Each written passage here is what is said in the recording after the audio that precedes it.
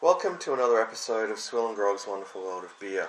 This time around I'll be reviewing Samuel Adams Noble Pils, 4.9% alcohol by volume, brewed and bottled by the Boston Beer Company of Boston, Massachusetts in the United States. Alright, what more can I tell you about Samuel Adams Noble Pils? I've had it once before and I had some fairly mixed feelings about it, but I think it's high time that I made a formal assessment of it. So on that note, I'll grab the bottle opener here and pop off the cap. Alright, some nice smoke there. Hopefully the cap... Oh! And some bubbles. Ugh! That's not good. Alright, give it a pour. Alright. Okay. Alright, well, as Jez would say, it's a very active beer. Okay, let's just top it up a little. Okay.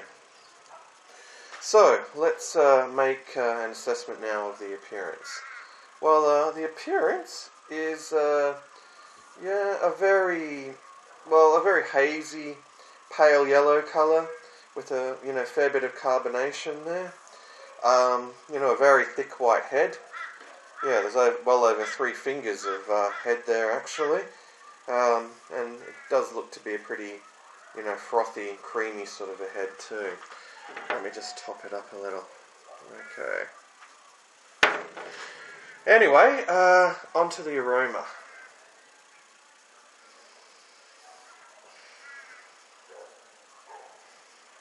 Well, the aroma is a very, flowery, fruity, smell. There's a lot of citrus there as well. Yeah, but very, flowery, very fruity. Yeah, very citrusy. So I suppose, that's really the hops there. But it is a very pleasant aroma, I have to say. Yeah, very overpowering. Anyhow, it is time for the taste test.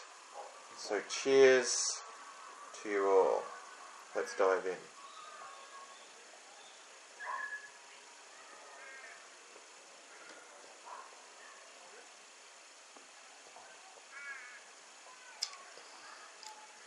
Alright. Well, it really is quite the hop explosion.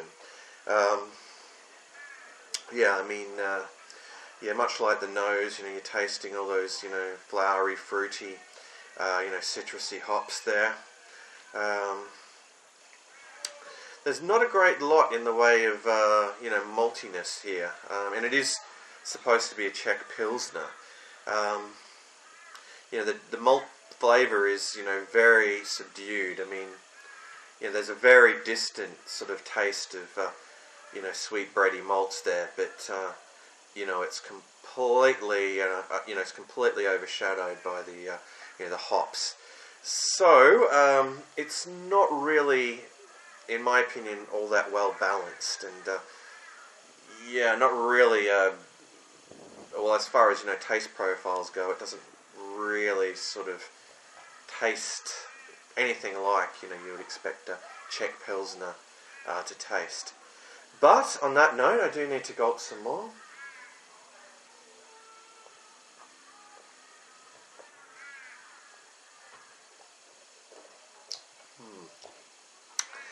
It certainly holds that taste profile. It's not watery in any way at all.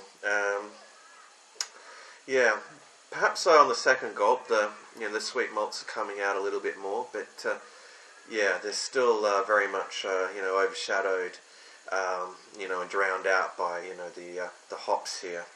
It is a beer that's just a real intense hop explosion. What would I say in terms of its drinkability? Well, you could probably enjoy a few of these, but after a few you'd probably be seeking something else, I would imagine. So, its drinkability is not that high. Neither really is its sessionability. What would I give it in terms of a score out of 10? Well, I do need to have another gulp.